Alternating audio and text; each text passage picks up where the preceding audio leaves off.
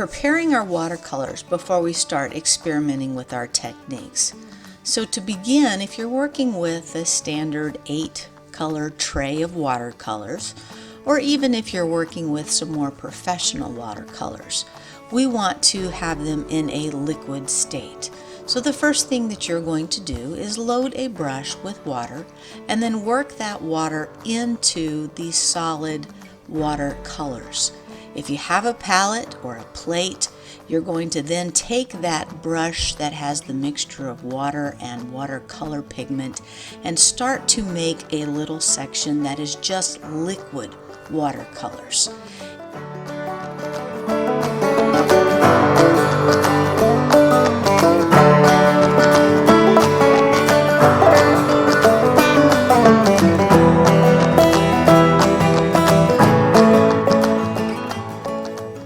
Our water basin has 3 sections: a ribbed section for washing the pigment out, another section for a second rinse, and a third section so that you always have a little bit of clean water to work with.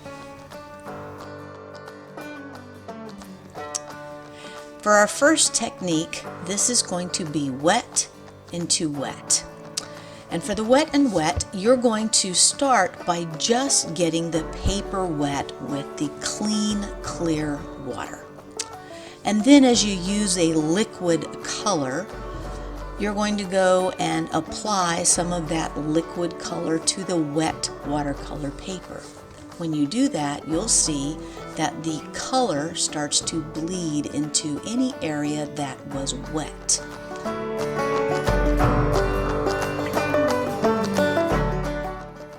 Notice how the colors bleed into the white of the paper, and then as you add a second color, that second color starts to bleed together with the first. You can do a little bit of blending, but don't over blend it. The nice part about the wet into wet technique is being able to see all of the colors there.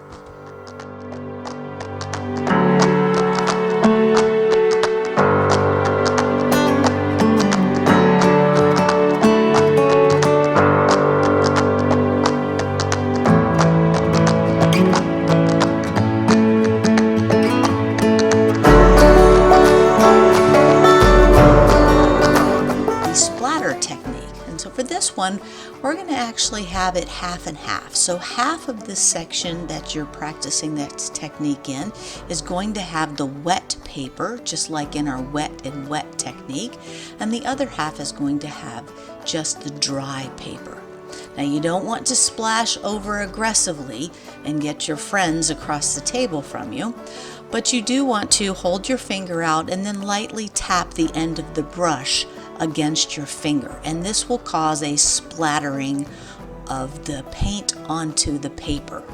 Now you'll notice here that I'm also getting a little bit of over splatter, so I am going to demonstrate for you one way to maybe control that a little bit better.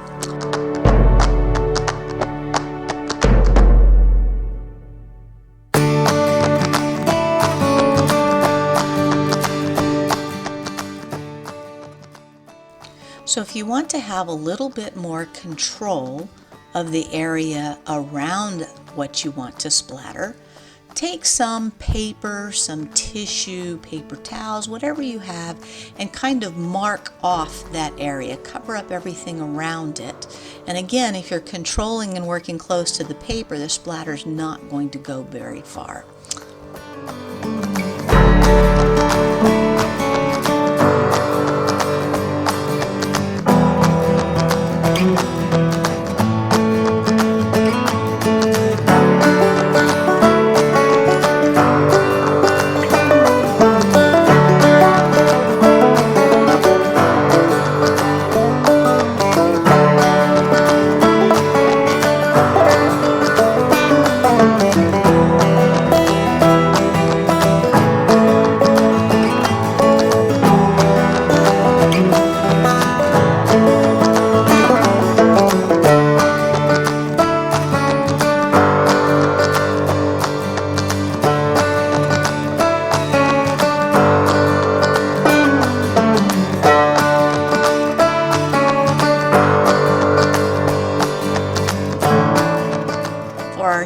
technique, we will be working with a little paper blotting. Now, in order to do this, you want to paint one area of your practice paper with a solid color to begin with. Later on, as you've kind of developed this technique, you can certainly practice with mixing the colors. So you want to make sure that you are using an absorbent piece of paper, preferably a piece of tissue paper like a Kleenex or an absorbent paper towel, and you want to be able to see the wrinkly pattern in it. So don't over wad up the pattern, the piece of paper, and then just lightly dab some of the areas that you have painted to pick up and lighten certain areas, so that what you're left with is both some light areas and some dark areas, and you'll be able to see a little bit of that pattern created by the crumpled up paper.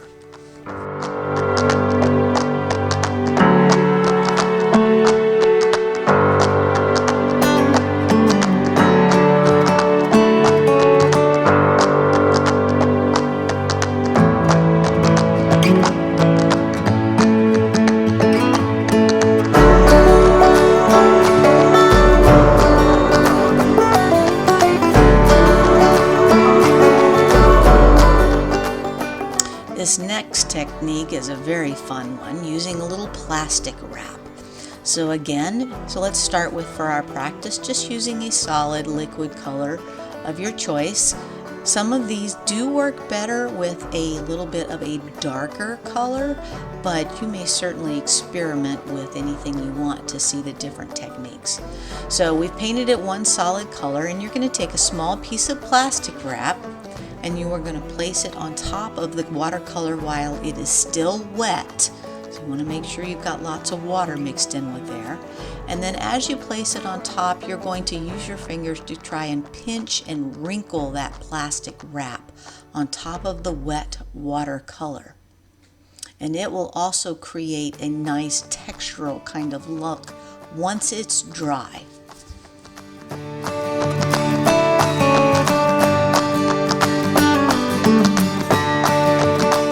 Now that it's dry, we can take the plastic wrap off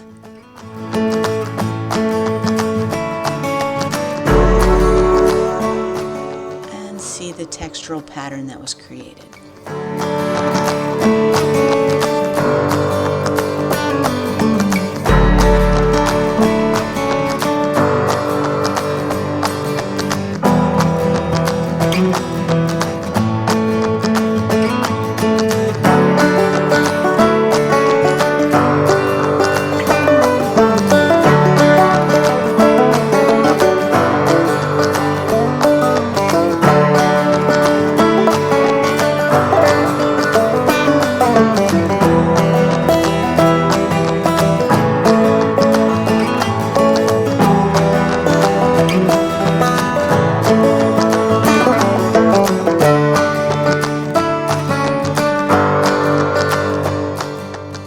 This next technique uses salt crystals.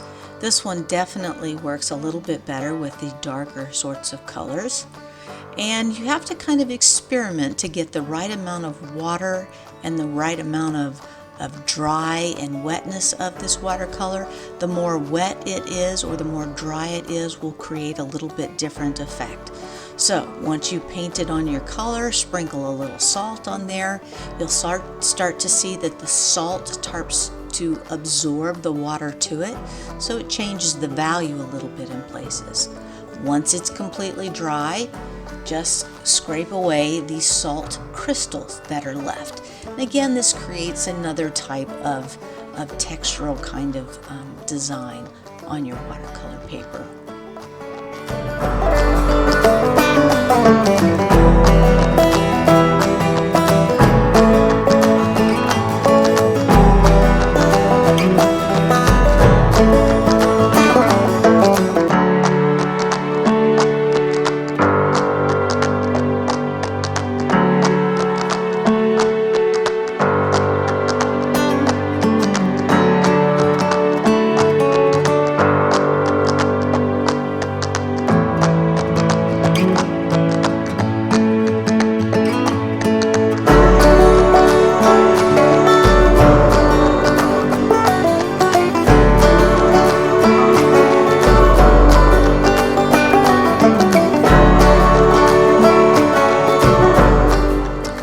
last technique is a lot of fun. This one is using rubbing alcohol, and when you drop some rubbing alcohol, you're using a pipette or a medicine dropper or even a little bit of a straw, but you want to control the amount that just a drop at a time. And as you put that drop of the alcohol into the wet watercolor, you'll see that it makes these really interesting orbs.